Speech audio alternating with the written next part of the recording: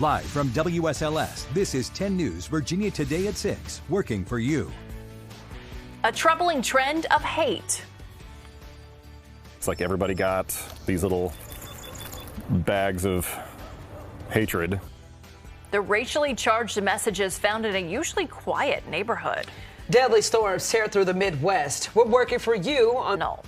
Good morning. Thanks so much for joining us. I'm Jenna Zibted. And I am Daphne. Are concerned here locally. You would think that this entire line would make it here, but it is going to fall apart a little bit before it gets into southwest and central Virginia. The bulk of severe storms today going to be in the Ohio River Valley. We see some isolated storms mainly after 3 p.m. And you see that kind of noted here in the forecast for the Roanoke Valley, feeding off of some heat. Yesterday we were 75 to 80 degrees. Today we'll take it up by about 5 or 6 degrees for high. So our storm threat today isolated.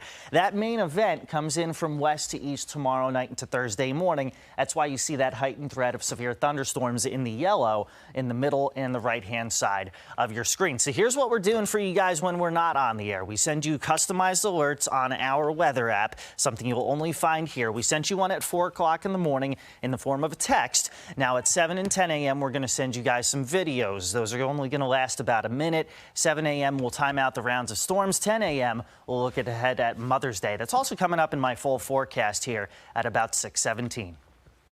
Storms turned deadly overnight in Oklahoma. Authorities say at least one person has died and several others are hurt following a storm with at least one tornado.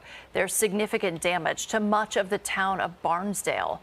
Several homes have been completely destroyed, and people on the ground say piles of debris can be seen for miles. There are also reports of downed power lines and trees. Now, Chris has done some research and tells us this is the second tornado to hit there in a month. This right here is damage after 2 confirmed tornadoes in Tennessee. Several homes were damaged, including the garage. You can see that the roof collapsed on top of a vintage car. The National Weather Service will now survey the areas to make a final determination about the strength of the tornadoes. Danville-based nonprofit God's Pit Crew will deploy to Texas to help the victims of the deadly flooding there. The disaster response team will bring everything from dehumidifiers and generators to blessing buckets with food, water, hygiene items, and handwritten notes of encouragement. If you want to help, we have a link on WSLS.com. Anti-Semitic flyers are being spread all across the Roanoke Valley. 10 News reporter Kelly Marsh went into one neighborhood to talk with people who had a bag in their front yard. And we do want to warn you that some viewers may find this material disturbing. Do you mind showing me where you found this in your yard? Yeah, just here on the easement, just right next to the mailbox. So I guess they figured, yeah, they just, explains the corn so that it would actually weigh down so that it wouldn't actually go fluttering away. Jeremy Heinrichs, a Bonsack resident, called them bags of hate. It is, in fact, something very racially charged.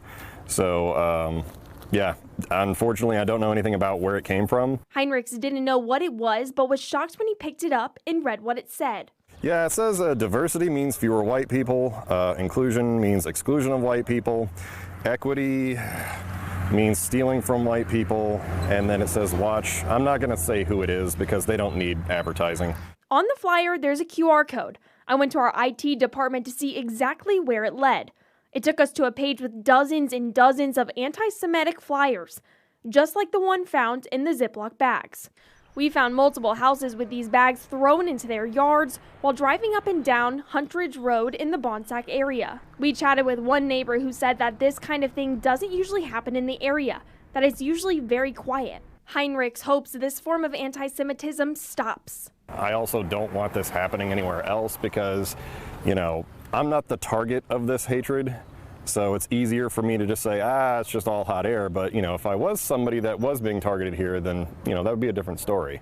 Roanoke County Police say they have received more than 5 reports regarding the flyers, mostly in the Mount Pleasant area. If police were to see someone leaving them in yards, it would be considered a littering charge or could be investigated as a hate crime. Kelly Marsh, 10 News, working for you.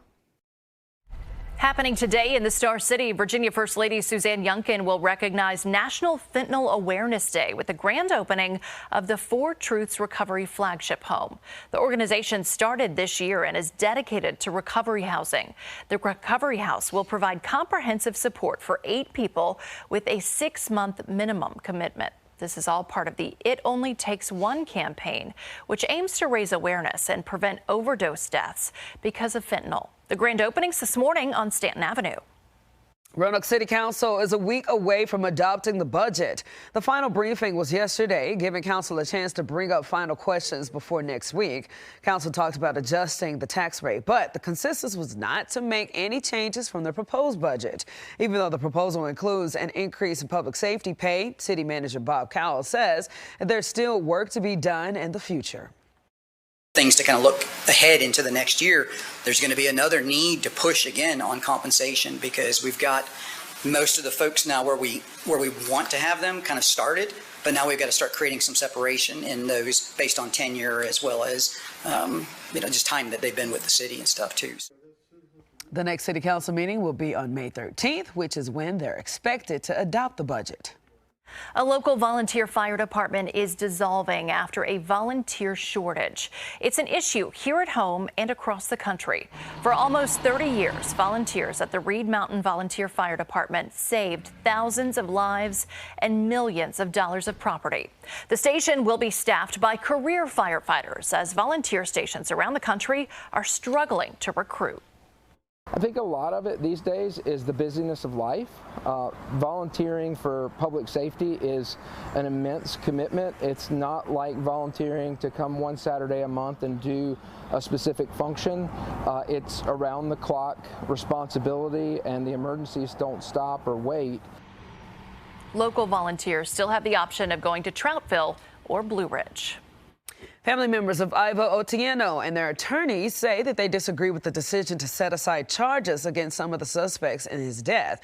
Otieno died last year while in the custody of Henrico Sheriff's deputies at the Central State Hospital, days after suffering a mental health crisis.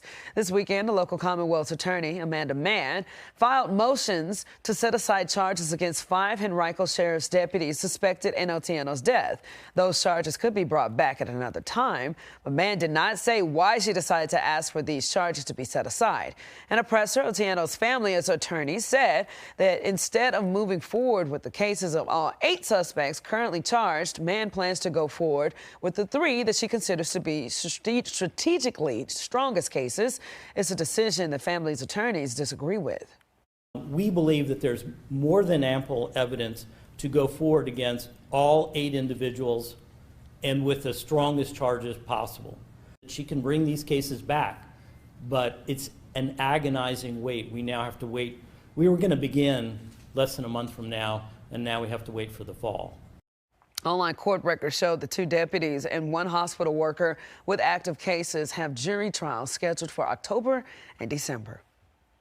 New this morning, every 40 seconds, someone in the U.S. has a stroke. That's according to the CDC. 10 News reporter Keisha Lynn is working for you with everything you need to know about how often this happens in our community. Good morning, Keisha. Good morning, Japhanie. Doctors at Carilion Roanoke Memorial Hospital say they see more than 1,000 people each year who suffer from strokes. Here's what those numbers look like in Southwest Virginia.